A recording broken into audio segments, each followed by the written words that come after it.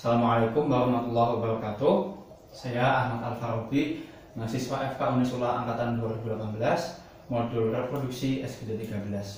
Baik, pada kesempatan skill kali ini, saya akan melakukan pemeragaan skill pemeriksaan pada payudara.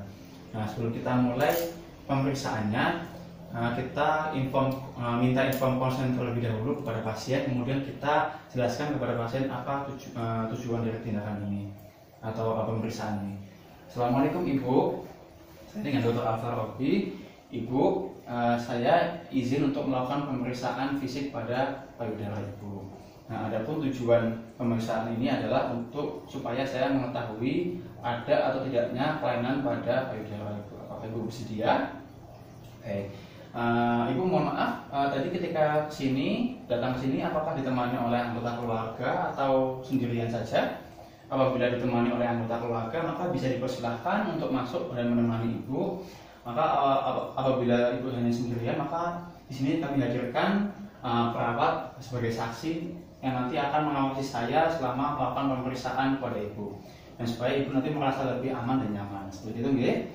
Baik, kita mulai pemeriksaannya. Bismillahirrahmanirrahim. Dan kita inspeksi terlebih dahulu. Sebelum membuka baju pada pasien, kita posisikan sejajar pada pasien untuk membandingkan dari kedua payudaranya. Kemudian kita minta pasien untuk melepas pakaiannya, dibantu oleh pemeriksa atau perawat atau mungkin keluarga pasien. Bisa Ibu ya, bisa dibuka pakaiannya.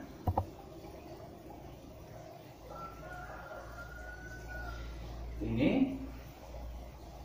Kemudian kita inspeksi terlebih dahulu.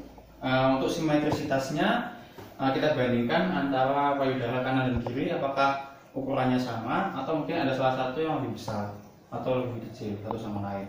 Kemudian juga kita nilai dari kesegarisan dari papila mamainya, apakah kedua papila mamai ada pada satu garis lurus atau mungkin ada yang lebih tinggi satu sama lain atau yang lebih rendah satu sama lain, seperti itu. Kemudian selanjutnya kita juga lihat apakah terdapat benjolan pada salah satu atau kedua dari payudara. Apabila terdapat benjolan, maka kita sebutkan di arah jam berapa, di sebelah mana. Lalu juga kita nilai apakah ada perubahan warna di situ, apakah ada eritem atau hiperpigmentasi, ada tidaknya PUD orange, ada tidaknya ulkus atau kelainan UKK yang lain.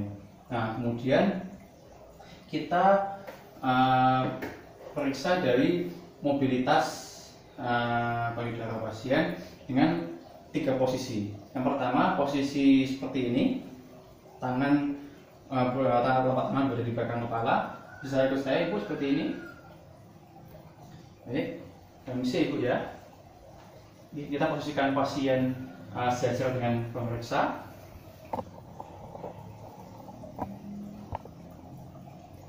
Seperti ini Ibu. Kemudian posisi kedua yaitu posisi malang kiri atau berkaca pinggang seperti ini. Bisa ikuti saya Ibu.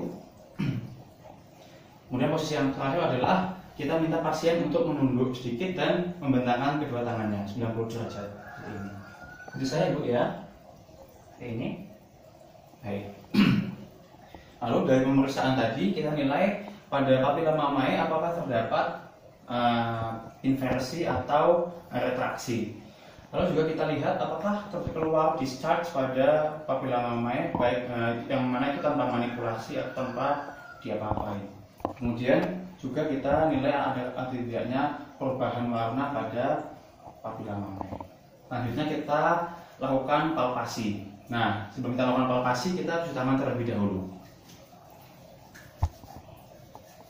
Nah, pada pemeriksaan palpasi, kita pada pemeriksaan payudara tidak menggunakan handscone supaya sensitivitas kita ketika pemeriksaan lebih tinggi apabila nanti kita mendapatkan ada masa selama pemeriksaan yang terabah. Ini ya Ibu ya. Kemudian kita bantu pasien untuk memposisikan dirinya untuk posisi berbaring.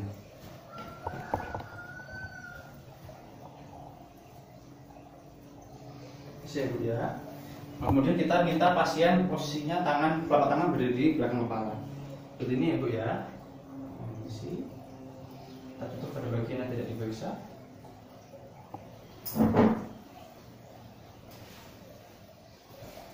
Baik, kita akan palpasi menggunakan 3 jari, yaitu jari kedua, ketiga, dan keempat. Nah, untuk palpasi ini ada 2 cara, yaitu cara yang pertama kita palpasi dari lateral ke medial seperti obat nyamuk. Kemudian cara yang kedua yaitu kita palpasi menurut 4 kuadran, yaitu kuadran lateral atas bawah, kuadran medial atas bawah, seperti itu. Nah, saya akan menggunakan metode yang pertama, yaitu yang melingkar dari lateral ke medial. Misi ya Bu ya, mohon maaf kalau agak kurang nyaman. Pastikan tidak ada bagian yang tidak kita palpasi atau tertinggal.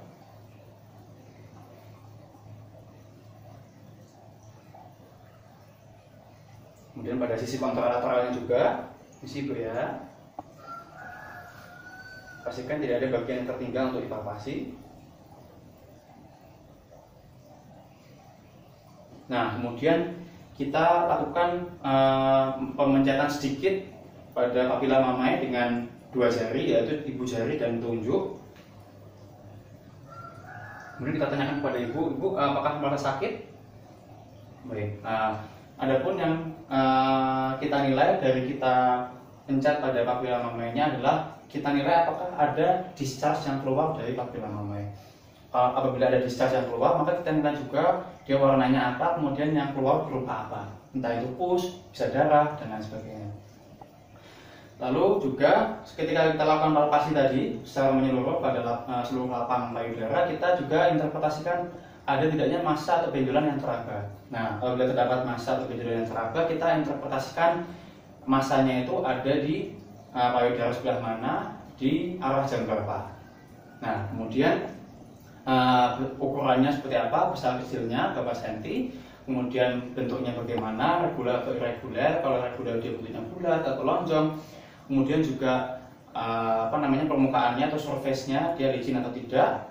Kemudian kita nilai apakah ada pulsasi atau denyutan di benjolan itu atau tidak. Kemudian suhunya antara benjolan tersebut dengan suhu jaringan sekitarnya sama atau berbeda atau lebih tinggi suhunya. Kemudian juga kita nilai konsistensinya, kenyal, padat, atau pistik. Kemudian juga kita nilai mobilitasnya, dia mobile atau immobile. Dan juga kita tanyakan kepada pasien ketika kita palpasi apakah terasa nyeri pada benjolan tersebut. Nah, setelah itu kita lakukan palpasi pada aksila. Nah, untuk palpasi pada aksila kita minta pasien untuk duduk menghadap ke pemeriksa. Bisa ya Bu ya? Bisa duduk ya. Saya periksa bagian yang lain.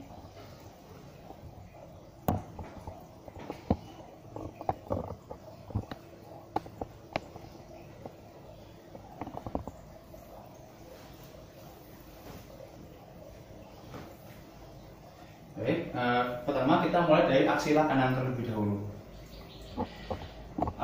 Untuk pemeriksaan aksila kanan, kita angkat sejajarkan tangan seperti ini, kemudian kita sanggah dengan tangan kanan.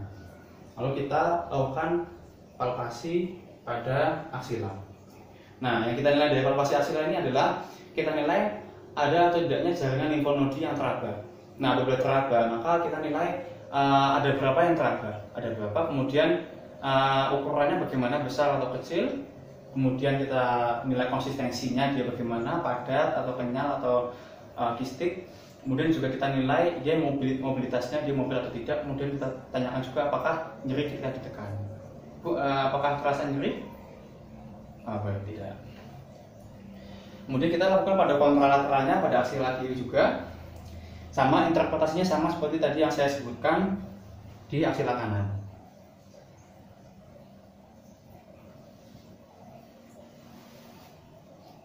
Kemudian palpasi yang terakhir kita lakukan pada supra dan infraklavikular. Nah, posisi ini kita pemeriksa membelakangi dari pasien. Misi ya Bu ya, ini saya bantu untuk berbalik badan. Si Bu ya. Kita palpasi pada supra dan infraklavikular. Nah, yang kita nilai sama seperti pada pemeriksaan palpasi pada aksila. kita nilai juga apakah ada jaringan limfonodi yang teraba. Apabila teraba, maka kita interpretasikan ada seberapa jumlahnya yang teraba, di sebelah mana, kemudian dia ukurannya seberapa besar, kemudian dia konsistensinya bagaimana, kemudian mobilitas mobil atau tidak, lalu ada yang menceritakan atau tidak. Baik, sudah. Pemeriksaan sudah selesai.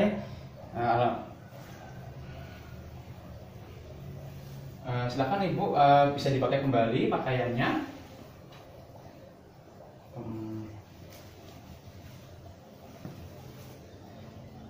Oke, sudah. Saya cuci tangan terlebih dahulu ya Ibu ya. Baik, alhamdulillah pemeriksaan fisik payudara sudah selesai. Jadi yang sudah saya lakukan kepada Ibu, tadi yang dari saya periksa, alhamdulillah Ibu dinyatakan sehat-sehat saja, tidak ada abnormalitas. Baik, ada yang mau ditanyain dulu mungkin Ibu sebelum saya akhiri pemeriksaannya? Baik, mudah-mudahan sehat selalu ya Ibu ya. Baik, saya akhiri pemeriksaannya. Assalamualaikum, saya pamit dulu ya Ibu ya. Baik, demikian pemeragaan skill pemeriksaan fisik pada payudara. Terima kasih atas perhatiannya. Mohon maaf apabila terdapat kekurangan yang saya lakukan selama pemeriksaan. Apabila didapatkan pada saya kekurangan, mohon koreksinya agar saya kedepannya lebih baik lagi. Terima kasih. Assalamualaikum warahmatullahi wabarakatuh.